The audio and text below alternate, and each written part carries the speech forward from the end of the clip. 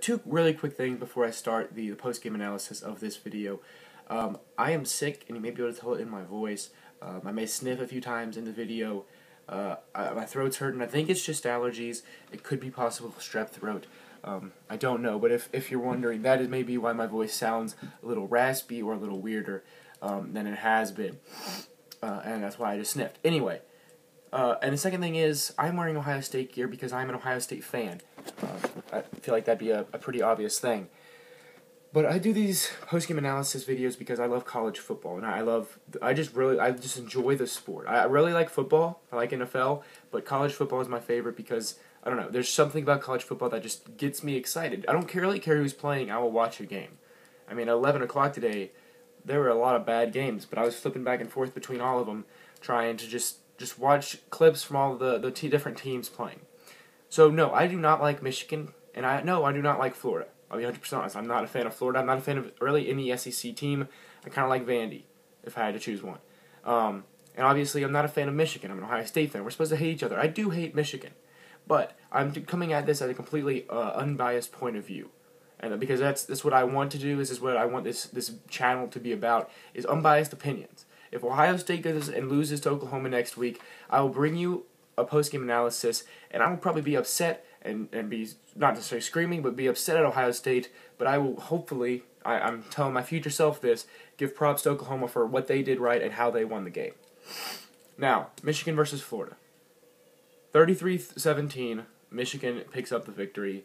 And the defenses for both these teams showed that they are just as good as last year, if not maybe even better. Michigan's defense looked phenomenal.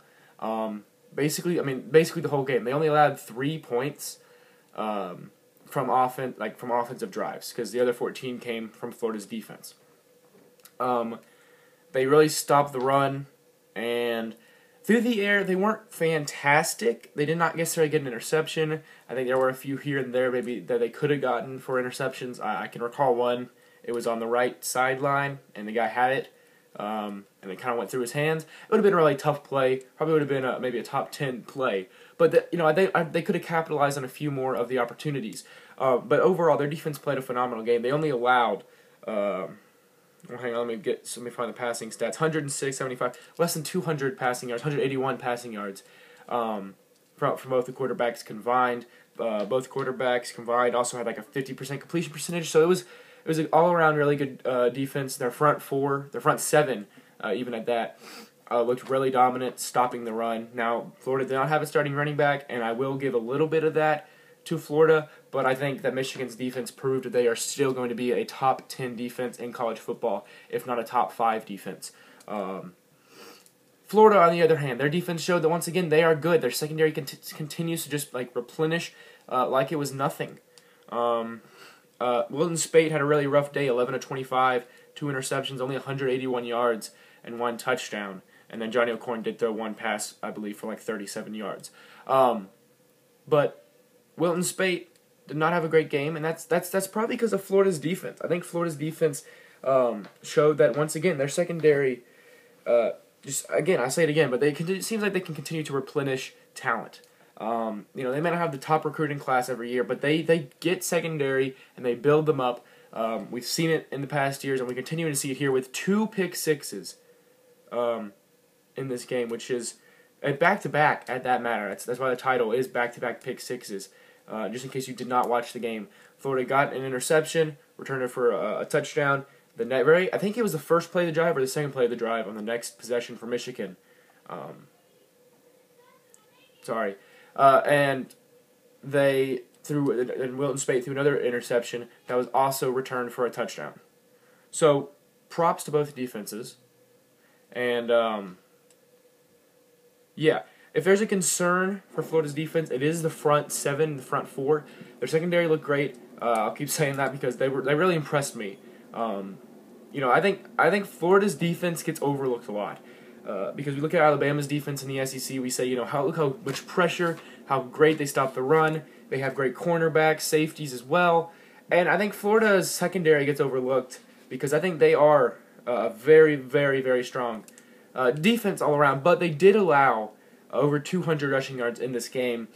11 carries for Ty Isaac and 114 yards, and then 22 carries for Chris Evans for only 78, but that's still right there. They already have basically 200 yards. Karan Higdon, 28 yards and a touchdown as well. Michigan, we're going back to Michigan's defense. I did forget to mention something. They did force a fumble. I believe their third forced fumble of the game, and it was in the end zone. They had like 2 minutes left in the game, and that's how they scored their final touchdown, was a fumble recovery in the end zone. So offensively, I've already kind of talked about the rushing part for Michigan and the passing part. Spate, not a great day. I think he'll continue to improve. I think he's a solid quarterback. I don't think he's going to be like anything spectacular, but I don't think it's the kind of quarterback he is. I think he's kind of like the Alex Smith of college football, if I had to pick someone. You know, they're not gonna be the reason the team wins. They're not gonna be the reason the team loses. They're gonna be a guy that can make the short passes, occasionally make the deep passes, and their job is to just keep the ball safe and do what they can to help their team win. He's not gonna be out here being the guy that they rely on, like USC or Washington. Although USC's running back had a really good day today, in a closer game than I think most people would have thought. But I think Western Michigan gets overlooked. We'll talk about that. Maybe never, but possibly. Anyway, sorry for clicking my pin. So that's about Michigan. For running for Florida was atrocious. They ended with 27 carries, 11 yards. Now that's negative 29 yards on rushes, sacks for Malik Zaire.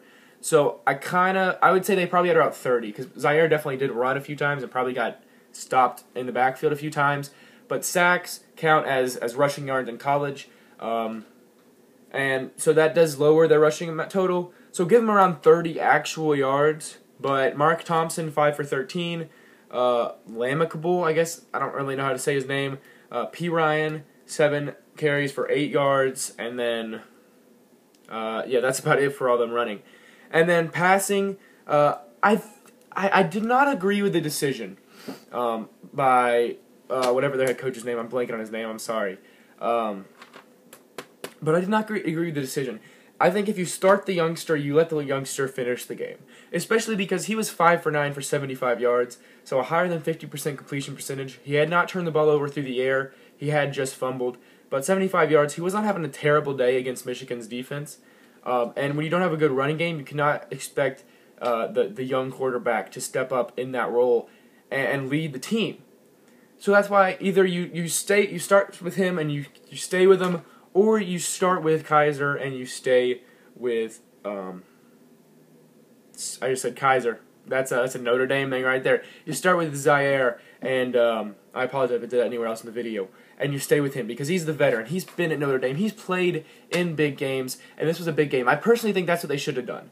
I know Zaire is maybe not the best fundamentally sound quarterback, maybe not the best passer, not even the best runner, but he was only 9 for 17, did not fumble, or he did fumble, but he did not throw an interception, and 106 yards through the air, no touchdowns either. As I mentioned, the only touchdowns came from Florida's defense. So, I don't know, I felt like switching quarterbacks in the middle of the game just threw off any rhythm the offense had built up at going into the half, or at, I don't know, I just disagreed with the decision.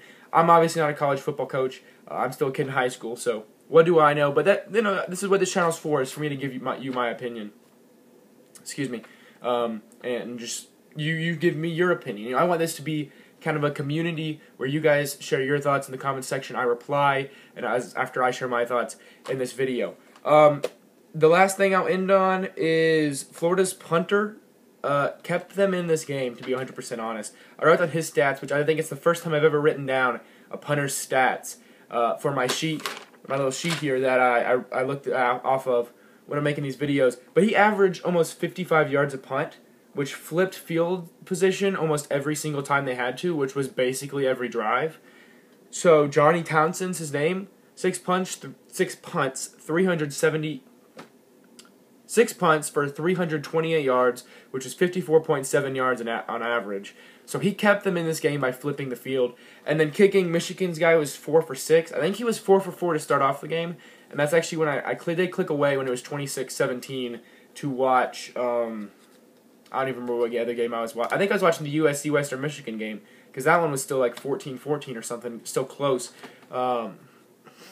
And So I guess he missed 2 more. And then Florida's 1 for 2. I did see him, I believe, make and miss his. So, you know, special teams, it's kind of, I've made 2 post-game analysis videos.